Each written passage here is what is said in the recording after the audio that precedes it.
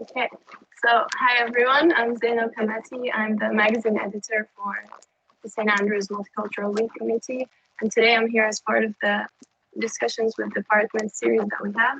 And today I'm honored to be speaking with Dr. Alun Hughes, who's a senior lecturer and director of teaching at the School of Medicine. So today's talk is really going to be more of a discussion about multiculturalism, and then going a bit more specifically into our medical school and what the medical curriculum could include and what it's aiming to do to increase multiculturalism, just to spark these talks about diversity within our university. So for the first question, I'd just like to ask you generally, what is your take on the current conversations that are happening within universities, especially in the light of recent events such as BLM? Thank you. So yeah, it's been a huge phenomenon, isn't it, over the course of the last few months that from my position, and I'm talking quite personally, I suppose, you know, I represent a fairly kind of, you know, normative view in this in terms of I'm kind of cis presenting. I kind of, you know, represent the Caucasian male demographic. So from my point of view, it's it has been eye-opening in ways that I was aware of, but probably didn't get a sense almost of the depth and the enormity of some of the issues that have been raised. And I think that power in sharing and seeing these insights into how racism and inequality has affected so many people's lives in so many different ways, and you become so aware of the real forefront issues, that often the little subtle things that really impact people's lives, that they're suddenly sharing these stories about, or you're listening more about, because I think that's possibly also a feature and phenomena of this is it puts everything together and has packaged everything together into such a prominent way to bring this to the forefront that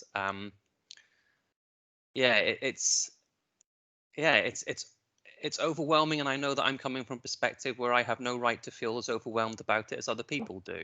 That I've not lived and had those experiences. So to be seeing and understanding that depth and enormity of a problem in such a visible and cultural phenomenon way across the world is so powerful.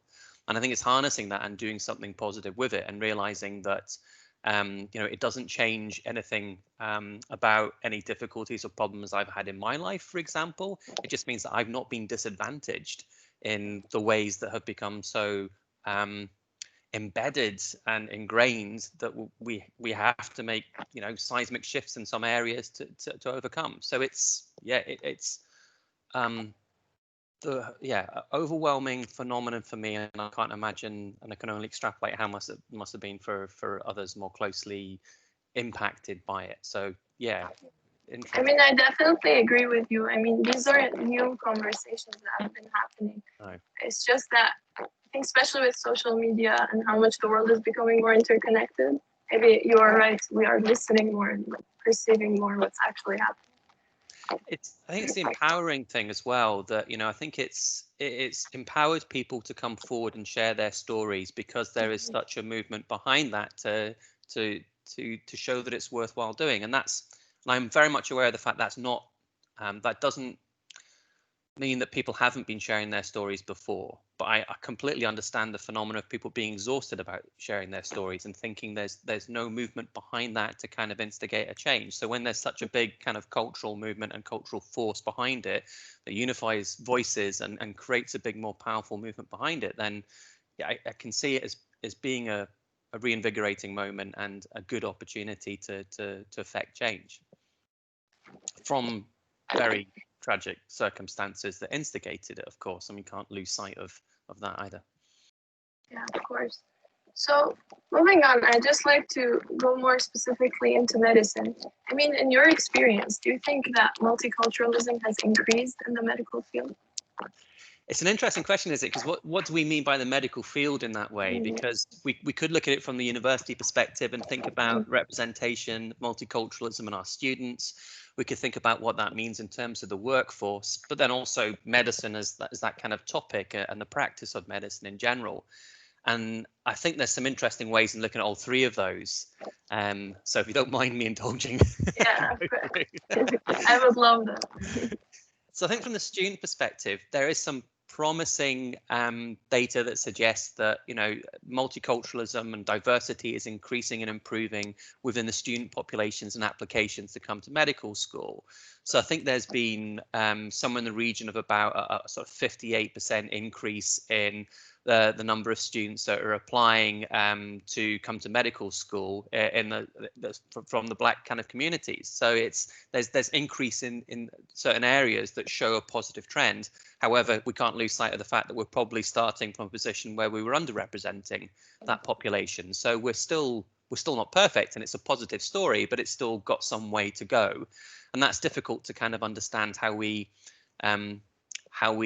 address that, where those deficiencies are. Are they at the school level in terms of how students are perceiving the likelihood of going into certain careers in the future to make them more or less likely to apply to come to medicine? Is it something about the environment and the way in which we teach medicine that could be more culturally attractive to people? You know, what are the factors there are quite complicated to explore. But it does look positive that there is an increase in ethnic minorities applying and coming to university to study medicine in specific.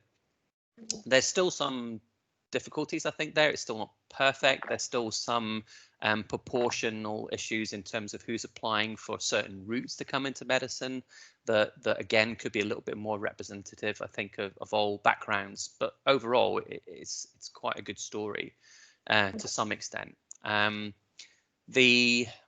I suppose the issue as well is when we're talking about multiculturalism, a lot of the things that we look at in terms of stats are probably very much focused on ethnic characteristics such as skin color, rather than necessarily catching where there's multiculturalism that's not represented in those same groups. So it's difficult to know about, you know, Gypsy, Roman, traveling groups, you know, that maybe we don't know. I personally don't know what level of stats and resolution we've got on there, but certainly the characteristics that we can look at and track are there. In terms of the workforce as well, on paper, again, it can look like a similarly positive thing. In England, the NHS England stats look at all health boards, for example, and there is what you could call, I guess, an overrepresentation of some ethnic minority groups in the workforce in the NHS, including Black and Asian, but not Chinese, I think, ethnicities. But that doesn't give the full story. You could look at that and think this is positive. You know, multiculturalism is present in the NHS. However, when you look at how many people are in senior or very senior management levels within the NHS in England, then that multiculturalism isn't as well represented. So there's positive stories and positive outcomes there. And of course, these are very much looking at numbers. They're not thinking about the experience that people have in either university or in the workplace. And it's, you know, as a result, it's very two-dimensional numbers, isn't it? It's not giving those lived experiences and those stories about how people are experiencing their careers or their studies as a doctor, if they're in any of those kind of ethnic minorities and groups. So it's difficult. I know that there is some evidence that the British Medical Association have got that people express concerns about their kind of support and the attitudes displayed towards them as doctors in Black or Asian groups when they're practicing medicine. So there's some data on that.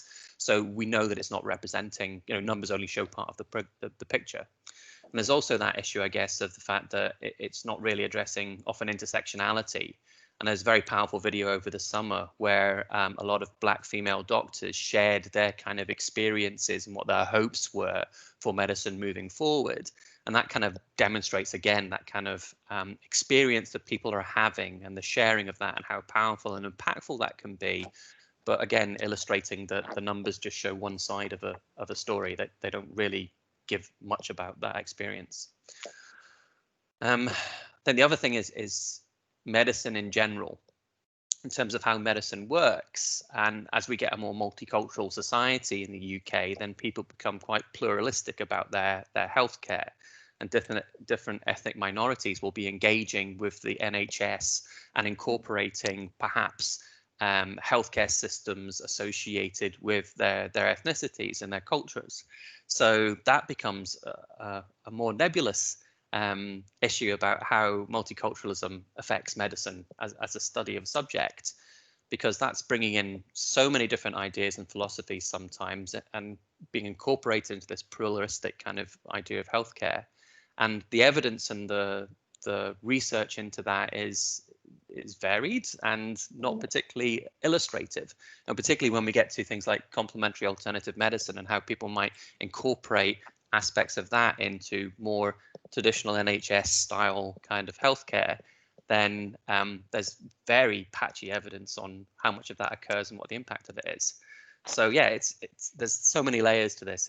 We could probably talk quite a long time, and I have, so I'll be quiet for a moment. No, that was really useful. I mean, looking at it from the different aspects, because I think even just going away from our point of view, and then comes the patients who are also from different backgrounds, and just even the definition of culture. I mean, is it just the language? Is it the way of dealing with people? Like, it could really change the way we practice medicine if we take each factor into account.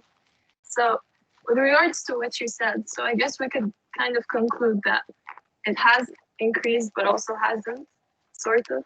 So, I mean, for the increase, the general positive trend that we're seeing, what do you think are the factors that are helping increase this multiculturalism? That's a really good question. I don't know fully what the driver behind all of it is. And I mean, I would agree with you that while, again, just restating that, isn't it? While numbers just show part of that story, it's not really showing the quality of the experience that people have once they're part of either studying or part of that workforce. And there's still concerns, particularly around the workforce, about the experience that that members are having. In terms of the drivers, I know there's quite a lot of work has been done by the Medical Schools Council, which look after all of the medical schools across the UK, to try and think about how we can address what have been identified years ago as gaps in terms of the representation of medical students, and attempt to kind of like work out how to improve the visibility of medicine as a career option for people of ethnic minorities, but also for people that maybe have come from more deprived social economic classes. And of course, we know that there's all sorts of inequalities associated with opportunities, and there may be sort of Venn diagrams of overlap in some of those kind of communities as well. But yeah, I think it's definitely been a coordinated effort by all medical schools to certainly rise the visibility of medicine as a career option that should be open and available to all.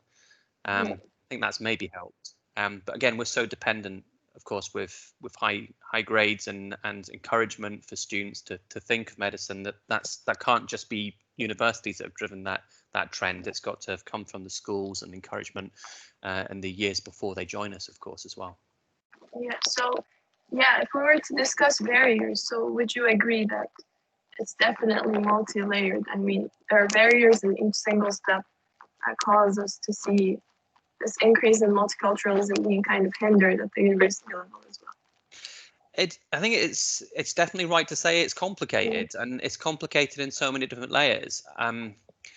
For us, specifically delivering medicine, there's only so much that's within our control as a university, and that's not to in any way shake any responsibility, but it's just to point out that we are so dependent on delivering a lot of your education in partnership with the National Health Service.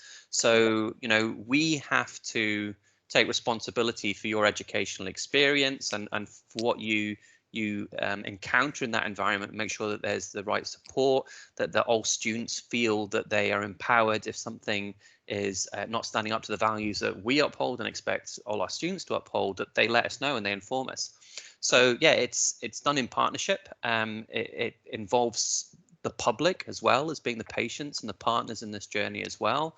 So even just the route to get to medicine, and then the environment that you study medicine in, within the university, within the NHS, with the involvement with the public, so many factors and complicated things there, not only to getting students in to study medicine, but making sure that they're satisfied and they feel part of a community, and they feel supported and respected when they're studying as well. Yeah. So I think that makes us transition smoothly into my next question, where focusing in on our own medical school at the University of St. Andrews, what would you like to see the student body do or do more of?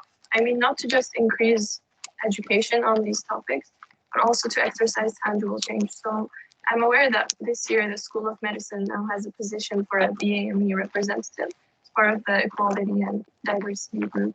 And how effective do you think this will be as a step, and what's to come after that? Okay, yes. So I think maybe for a bit of background, the university's got a great sort of central university EDI group. So we also, as a school, have a director of EDI, and they chair our EDI committee, which I'm always grateful to see that it's so well attended, and there's members from across all members of staff, from professional services to PhD students through to people like myself as senior lecturer within the school, and it's supported by everyone within the school.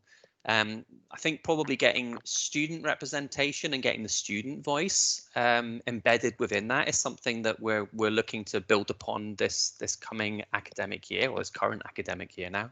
Hasn't time flown through? And the things like the BME representative is just one facet of that. That's an opportunity for people that feel particularly strongly or want to share their experience or the student experience on that committee, get the opportunity to be involved. But there will be other focus groups and things that will be helping to understand the lived experience of students within the school and how we can improve and prioritize the actions that we need to take. So yeah, it's, I suppose in that context, I'm just part of a school and a whole number of staff and students within that school that all need to feel part of that process and all need to feel empowered and responsible for their part of that process. Change isn't going to come from one person in the school saying that this is something that we now need to do and everyone following suit. It takes that personal accountability, that personal responsibility. It takes that feeling of empowerment to tell us if there's something that isn't quite right, or an experience that we can learn from that we can fix. But I'm also aware of the fact that we don't want to make people do unnecessary work. And I think what I mean by that is, I suppose, going back to my personal journey, if that's okay. I recognize it takes a lot of reading, a lot of kind of looking into things and going off and doing your own research to understand people's perspectives. And it's an easy route to turn to people that have experienced that and say, tell me what's wrong, tell me how to fix it. Because you're then pushing a lot of work onto the people that shouldn't have to do that work, because they're not the people that have potentially created any problems. So it's being receptive to the stories. It's hearing the experiences and encouraging people to be empowered to do so, and know that we have and expect high values from our students. As I suppose people that are watching this might not necessarily know, but all students in medicine sign a professionalism agreement at the start of every year. And embedded in that is things like, you'll always treat people with respect, regardless of their race, their gender, their sexual beliefs, or, any kind of characteristic that you could discriminate against someone. You can't. It's just not appropriate in any shape or form. And for medicine, we need to make sure that is explicit, because then there is no excuse for not treating a patient with respect and dignity. But behind that is a sense that those are values that we expect of you, but they're values you should expect back of everyone you encounter, whether that's other students, whether that's staff you see at NHS, whether that's staff within the school, whether that's of patients' respect towards you. Then that's stuff that we put in that document to make sure you're aware of your responsibility, but also of what's inappropriate and what we don't tolerate. And I think it's common knowledge. The Equality and Human Rights Commission, I think, make it clear that incidences of racism are underreported.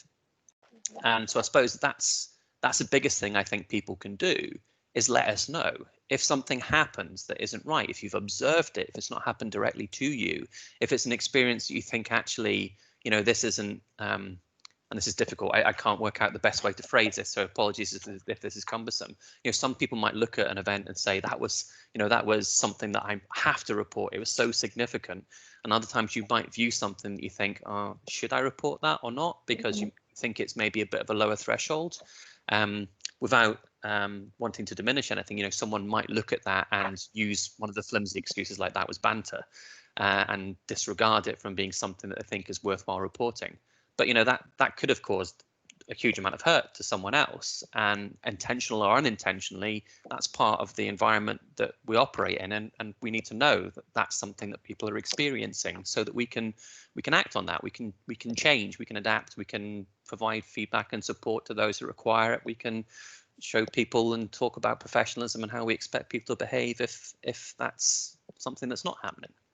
So yeah, I be empowered, feel free to come forward and share those experiences with us, and we'll try and work with you to work out the best way that we can address those. But we will as a school take responsibility for doing the work, and not hopefully push that back on people and say, you come up with the problem, you now give us the solution. That's not how it should work, I don't think.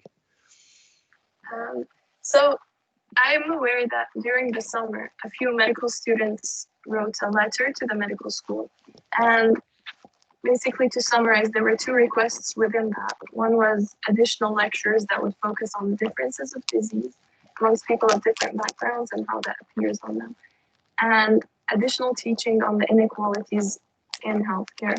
So how do you think we could implement this into our curriculum? And what do you think is the best approach to go about this? Yeah, so I think we're very lucky, and that's coming harking back to my previous answer, that obviously a group of students felt very empowered and confident to put forward what was a very eloquent, really well expressed letter, and obviously there was a lot of support for that across the student body. And yes, absolutely. I mean, we need to look at our curriculum. We need to work out where there's opportunities to best represent what is that increasingly diverse and multicultural group of students we've got, and the experiences they'll be having out in the NHS, as we've talked about earlier. So there's some really valuable bits of insight and information in there that shows the student focus and where they're interested in seeing some developments. And obviously a lot of them have experienced most of our curriculum at the point they wrote that letter, so it's really useful for us to see. I think that there are there's a temptation to kind of look sometimes for very quick fixes, to think, okay, we can just slot this in here, and then the resulting change is something that has a bit of tokenization about it. It's we've done something, hurrah. And I think if we're going to embed something, embed change, we need to do it sensibly, and we need to look at the entire curriculum. We need to think about how everything's structured and how it works, and that's something that Dean's asked the program directors for our BSc Honours and for our ScotGem program to do, and they're actively engaged in looking at their curriculum and thinking about how we might be able to adapt and change areas to incorporate some of the suggestions that students have made. The university simultaneously is also encouraging all schools to review their curriculum for inclusivity, and of course there's going to be an overlapping Venn diagram of things that come up in both of these things.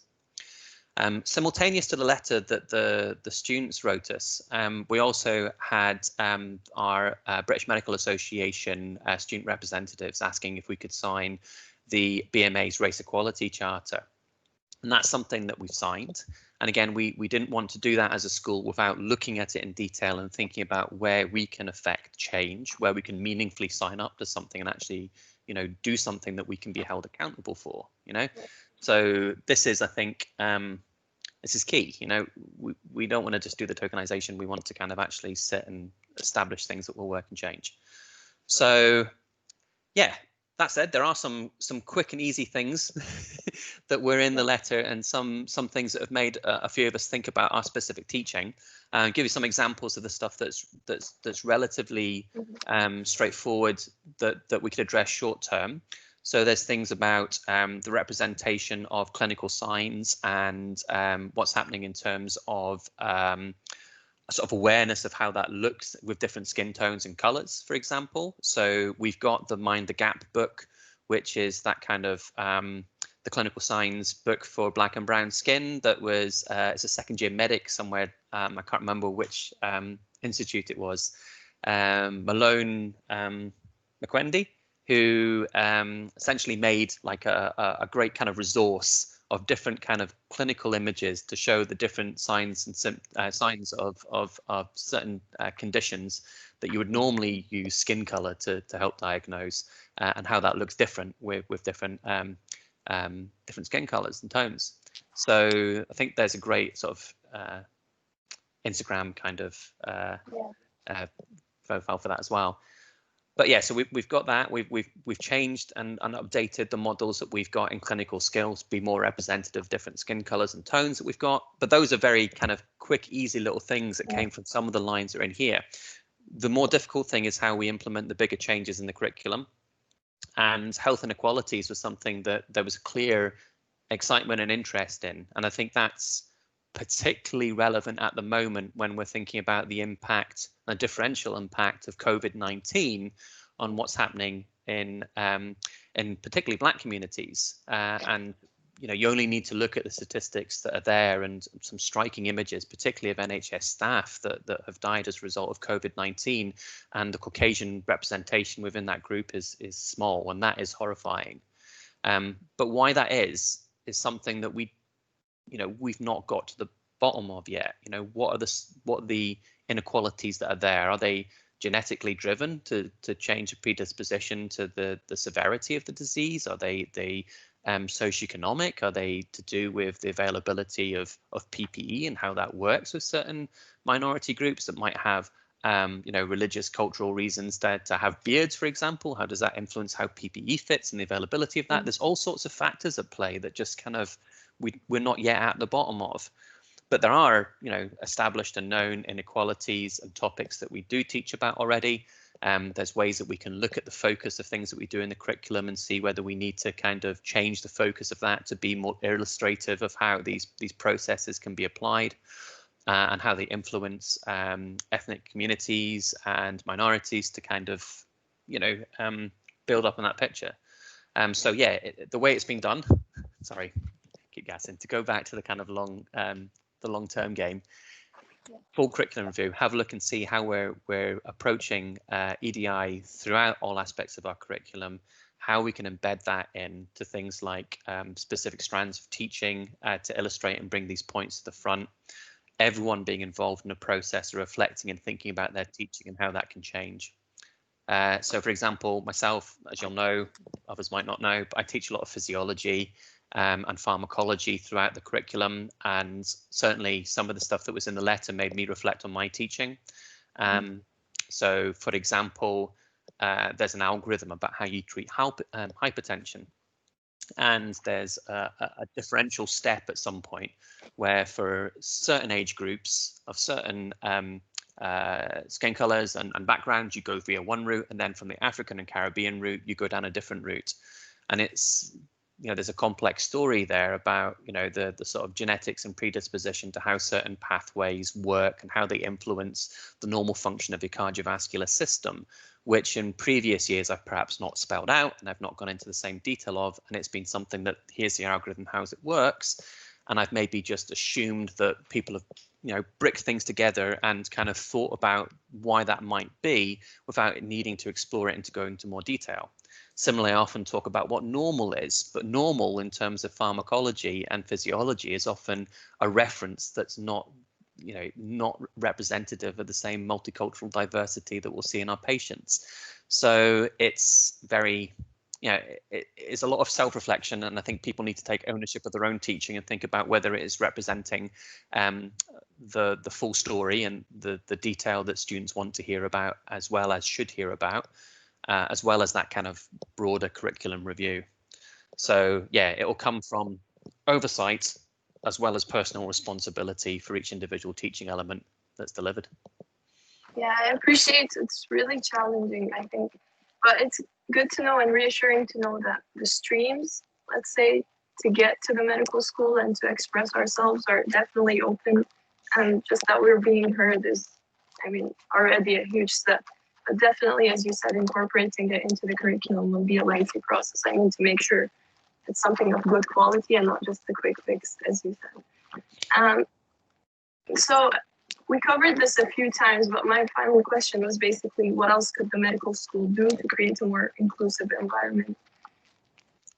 So I'm always very proud when we get reports back from people like the General Medical Council, when we get internal reviews of what we do within the school, because inevitably those reports are generated by a group of staff that come in that aren't part of the school. There can be external staff, there can be students from external groups as well when it comes to things like institutional reviews. And we always get excellent feedback for the collegiate nature between our students and also for the staff. So I think we come from a real positive base of having a great communication network and engagement from our students. And I think that letter that we got during the summer kind of illustrates again that, you know, people feel able to come forward and bring that stuff to us, and that's brilliant. So I think we start from a good position. I think Black Lives Matter has brought so many things to the forefront that it's a great point of reflection from, as I said earlier on, you know, completely tragic background to how we get to that point of reflection. But I think it's turning that negative into negative energy into something positive and affect change is critically important to add value to what's happened in terms of meaning, I suppose, from my point of view. But the other stuff we can think about is the type of stuff that's maybe not represented in multiculturalism, but sometimes gets conflated in. So, for example, it's quite easy in the past, perhaps, to have thought about ethnic minority groups as being more or less likely to be interested in alcohol, for example, and to kind of characterize and stereotype the kind of student engagement of alcohol as being, you know, a particular picture.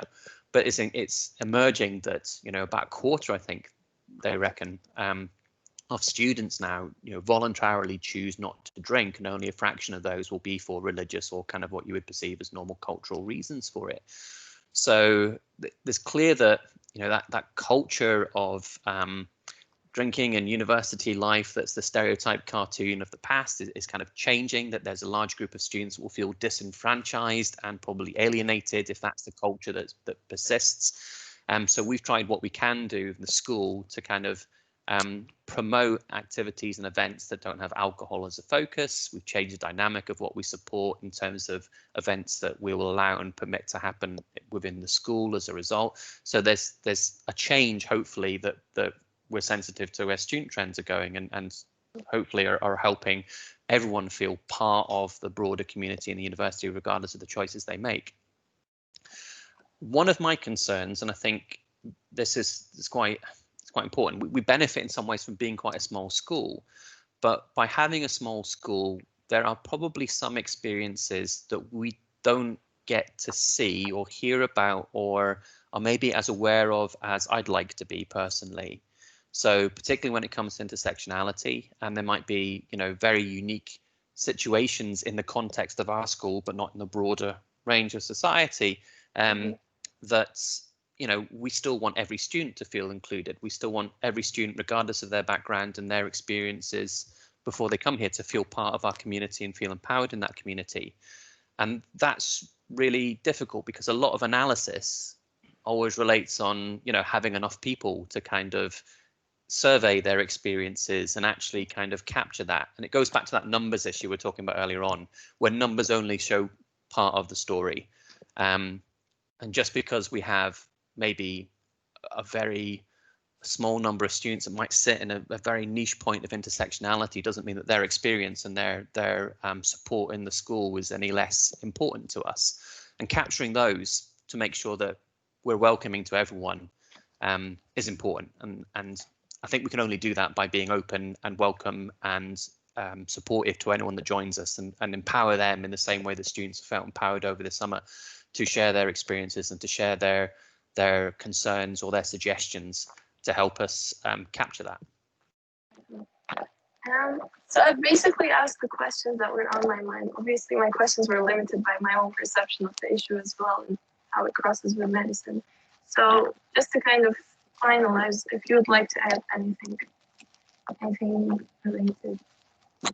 No, not at all. I mean, it's really useful, and it's a very powerful experience to kind of sit and be forced to think through these questions and to kind of, you know, have to kind of question where you're coming from and think about how you perceive things. And my perspective is hopefully something that shifts and changes with evidence. I mean, that's one of the scientific things, isn't it? You know, you update and you change how you feel about things with increasing evidence, and that shared experience that we've been, you know, so grateful to hear about is one way in which you kind of change and shift your perception on what's happening and try to do the best you can by our students from that. So yeah, experience this year has been particularly difficult for people, and I don't know how that affects students. I don't know how that is going to impact on some of those characteristics we've talked about, whether that is how students from different ethnic minorities are going to feel, how people that might identify with certain genders or sexualities are going to feel impacted by the environment that we're coping with at the moment, because that transition to university and the way in which we interact is so different this year. So I suppose the only other thing I'd want to add is that, you know, that is going to be an upheaval for all of us this year, and we'll try to do the best we can. And again, we're only going to know if we're doing that right by people feeling empowered and comfortable to come forward to us and share when things are going well and also when things aren't going well. So yeah, I don't know. That's always my plea, and hopefully students know this, that the more we know, the more we can do. As you've taught us over the years, communication really is key. It seems in everything. Yeah, definitely, definitely. So thank you so much for your time and valuable insights. No problem at all. Really, thank you. Yeah, I really enjoyed writing the questions and speaking with you about this issue. No, it's great. Thank you very, very much for the opportunity. And as I say, I'm only representing kind of, you know, really a lot of my personal perspective here. But there's a huge amount of work that's done within the school. There's so many people that are involved in trying to think about how we can improve our curriculum, thinking about the lived experience that people have, and how we can continue to keep the School of Medicine a welcome environment for everyone. So I'll just stop the recording.